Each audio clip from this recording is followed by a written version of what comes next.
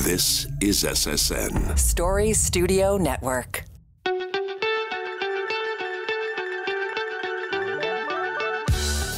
Hi, I'm Dean Gation, and this is the Powerful Connections podcast. For over 40 years, I've been involved in planning and building high-voltage projects. My company, DGG5 Advising, is the opportunity maker you need for your energy and construction projects. My guests and I are going to share our experiences and how we have brought projects to successful completion. My guest today is Brendon Fenton. Brendon, welcome to Powerful Connections.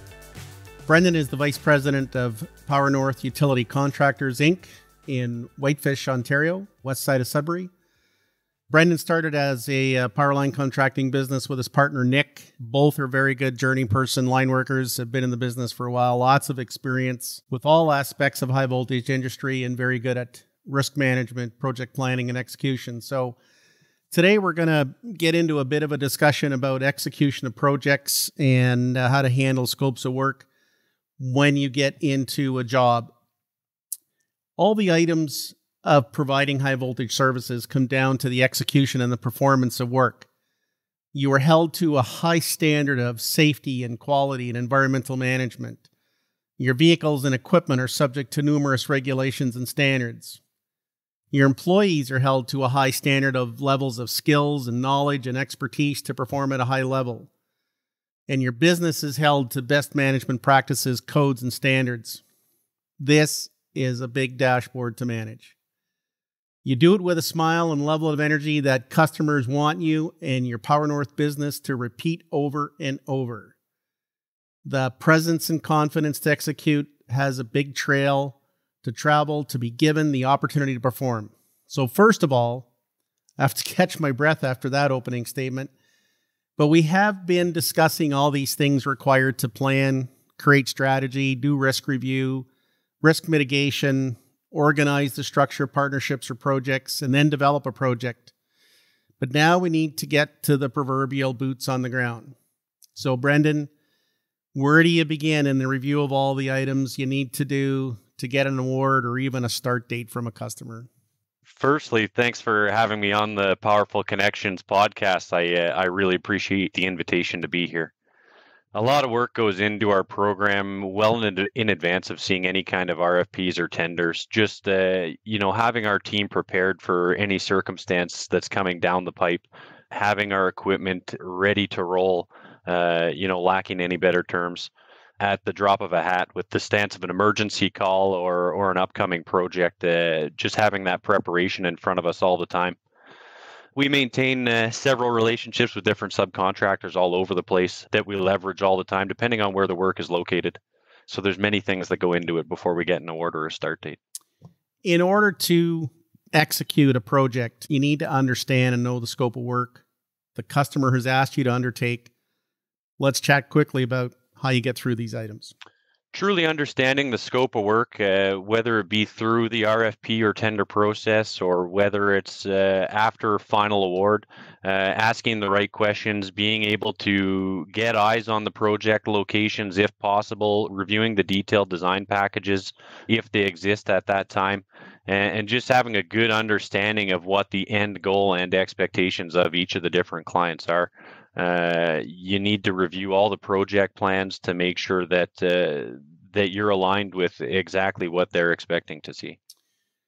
So what do you think your biggest efforts are in that alignment? Are you working a lot of conversations with customers, keeping up with the meetings? Where do you feel that aligning the resources works best for you? That's exactly it. It's just keeping that communication channel open with all the customers, making sure we have a clear understanding of what the expectation is so that we can deliver our highest quality service.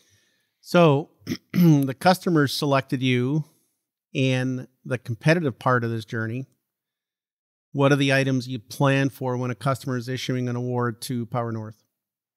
It varies with each project, but I mean, to give it kind of a standard preparation, we would ultimately review any kind of, final designs that may have been issued. We would go through our contract negotiations with everybody in anticipation of a letter of award or a letter of intent to award.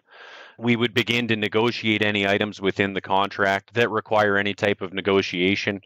Ultimately, we would be submitting all of our final documents, any plans that we developed in the means that we're going to execute the project safely, providing some background information on any of the resources that we're going to be applying to the project to execute the different scopes. We would then ultimately be issuing any kind of securities, bonds, or guarantees that are required, depending on the contract. We would also then be looking for, ultimately in the end of all this, we'd be looking for a notice to proceed, which would be kind of our green light indicator that we have permissions to have boots physically on the ground executing the works. One of the expansions on that thought of notice to proceed, people don't understand the importance of it. You need permission to go on somebody's property, and there needs to be some sort of indication that you've been invited to come. How do you handle that with a customer that's probably learning that process or doesn't understand the importance to you to get permission to go there, to get them to give you a notice to proceed? What do you do with them? You know, a lot of the time it's really just it's a checkpoint for both PowerNorth and for the respective customer. It gives everybody a kind of refresh look at all the pre-construction documents that need to be in place before we physically apply any resources to the job. It's a good refresh. It offers an excellent opportunity for PowerNorth to communicate with the clients to ensure that we have everything in place and that they are comfortable with our plan and our approach and our resources that are going to be executing their work.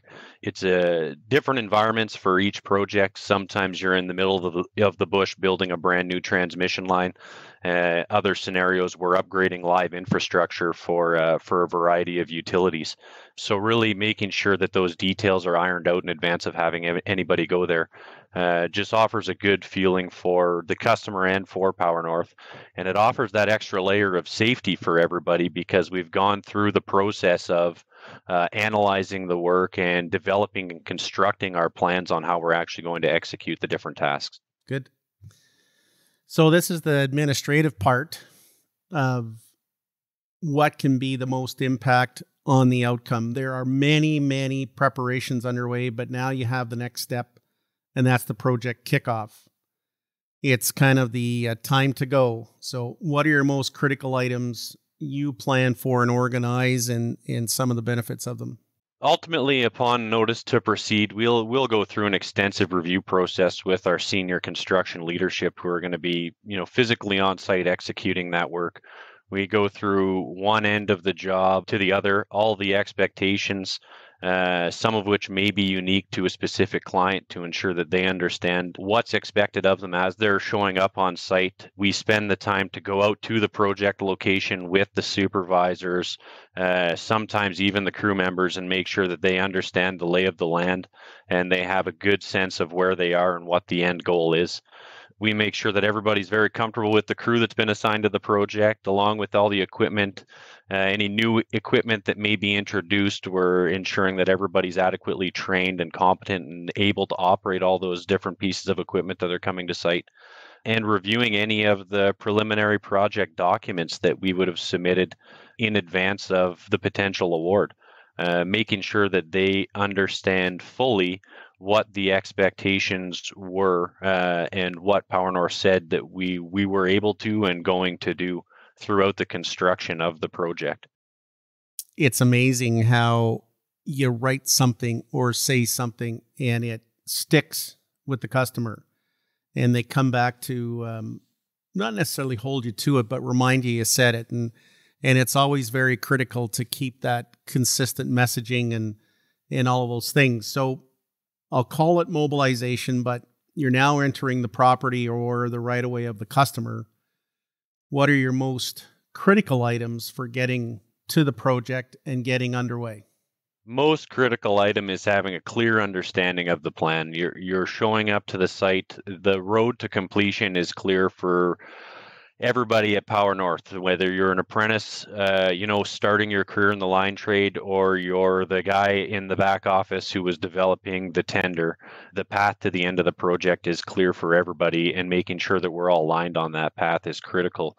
Things like, establishing adequate communications in remote areas, having a proper site office and facility set up for all the crews. All of those things become critical in our ability to execute. Often having kickoff meetings jointly with the customer so that we can all roll through the initial start of the project while we're sitting there physically on the project site, staring at the task before us, essentially. Any unique customer documentation that's going to be completed throughout the course of the project that would be above and beyond the typical PowerNorth items that we're asking the crews to complete, those things are all reviewed at that time. Really taking the time to make sure that everybody truly understands the end goal and not rushing into anything blindly just to try to get the work done. I can think of a time recently that we just started an energized rebuild of a 44 kV circuit for a customer. We took the full first day on the project to invite the client out to site with us, and we had a full review of our pre-construction, pre-award hazard assessment for the entirety of the project, and really dive deep into those details and generating good conversation at all levels of the crew, some of which have never seen an energized pole set before, and others who have been doing it for 40 plus years. So really taking the time to make sure that those details are ironed out first and foremost.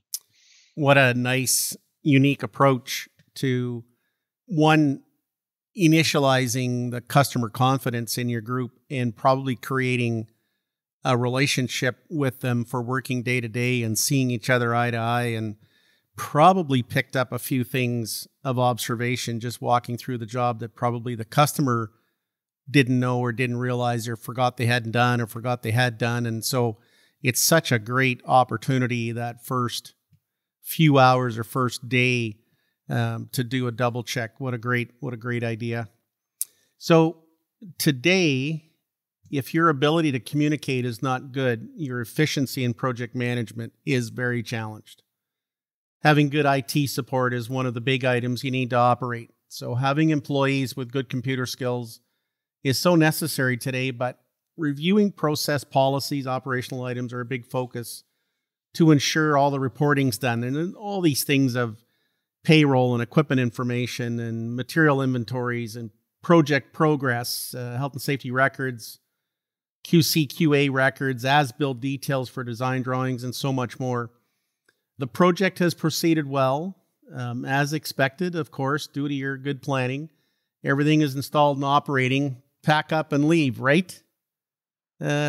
Probably not. Anyways, many things have to be done. Customer review, final inspections, demobilization. So now you're coming to the close of the project. You need to demobilize. This is as much an effort as the work itself. Tell me a little bit about all the major items and hurdles that you need to worry about in order to be done and completed a project and close it out. I mean, document closeout is the first one that comes to mind. PowerNorth maintains and operates a high-level quality management system, second to none, I would say. And ultimately, that system is implemented from day one, and it lives and breathes on that project until completion. That system allows us to maintain live records of all construction activities throughout the life cycle of that project. It's critical in turning things over at the end. Providing those adequate records at the end of the project to a client who may or may not be familiar with the type of work that we're performing just provides a good sense of transparency to everybody that the job was constructed in a fashion of high quality and in alignment with any designs and applicable standards that applied to it. Performing the walkdowns in a well-coordinated fashion so that we can generate any punch lists or any deficiency lists that may or may not exist on the project, ensuring that is scheduled appropriately when we still have crews on site and in the area, so that if there are any concerns or are any other items that require a second look, we have the resources still there on site ready to rectify the problem on behalf of the client. Those are really the main things. I mean, coming through and creating red lines or as-built drawings for any field modifications that may have been required and able to execute the design or able to complete the install in real field conditions. Those things support kind of the closeout of the project and are handled kind of offsite back office. This is a great example of some of the things we've talked about earlier in previous episodes. And one of the biggest items I always like is the customer survey and the opportunities for improvement. And we talked back a couple of episodes ago with Mike Doherty about what a learning organization is. And PowerNorth is always striving to be better. And that's one of the things I've always observed about the things that yourself and Nick do. What kind of things do you do to keep the customers' want and need for your services? Immediately upon completion, we'll send a customer survey out. We strive on continuous improvement. We want to always be bettering our systems. We look forward to the good and the bad feedback equally. Any, negative or not great feedback or things that we can do better, we really hone in on those things on any kind of customer survey that we would get back, and we take them very seriously to make sure that we improve our systems and able to deliver at the highest standard that we possibly can. Often having closeout meetings with the clients, it allows a fantastic opportunity for everybody to sort of run through the whole life cycle of the project and discuss any pain points that may or may not have existed throughout the construction of the project. It also allows PowerNorth to offer suggestions on how we may be able to help execute future projects that they may have in order to eliminate any pain points for them. Providing a different involvement model for pre-tendering work, allowing a contractor to be involved with the development of a project to eliminate any of the items that may cause some pain points for clients that lack some experience in the high voltage projects. More often than not, ensuring that we have those open and honest communications with the clients at the end of a project allows PowerNorth to develop and maintain long-lasting relationships with many of our customers. Oftentimes, we're reaching back out down the road to request reference letters in pursuit of other opportunities, or just provide good reference checks as we develop new projects in the future. So really making sure that everybody was comfortable, everybody was happy, and that if there were any items that caused issue or caused concern for the client, or they would have liked to see differently, that they have the opportunity to express those concerns formally to us. And I know that Nick and I are both aligned on this, that we really take it seriously. We strive to continually improve our system. We had some really good mentors back in the day, and that was the way that they operated, and that is really truly one of the foundational items that we hold close.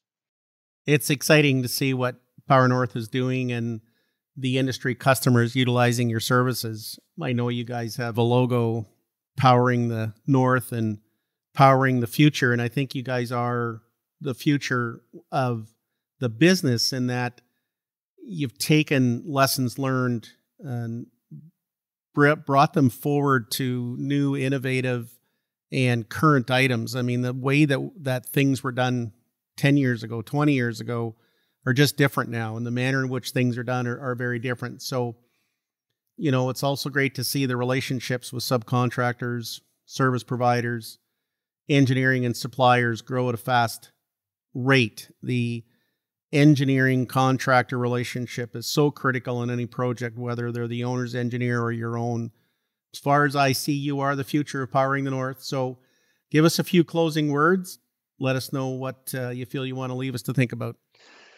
Well, first, I think I'd like to say just thank you very much for having me on the show. I really appreciated our time talking today a little bit about the execution and sort of the life cycle of a typical power project for us.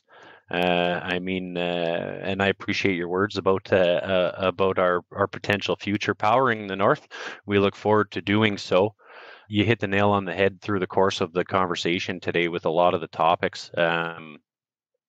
Maintaining good relationships with your engineering partners, your subcontractors, any community or client stakeholders involved, that is just key.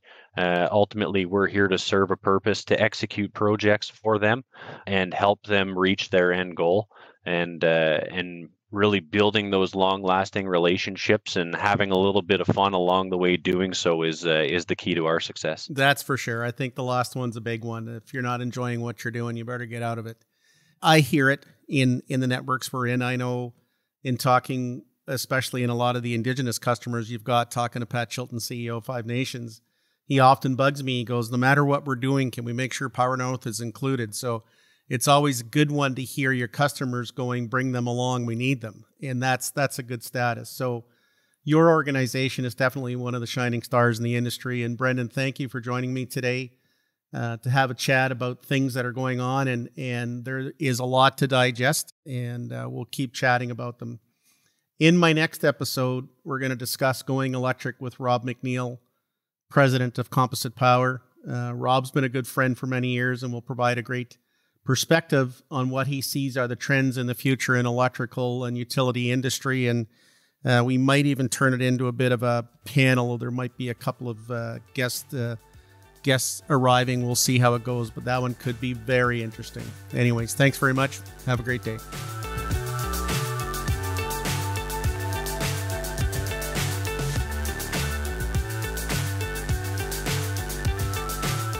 Thanks for listening to this episode of Powerful Connections.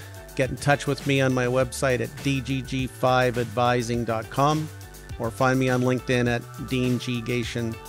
See you on the next episode.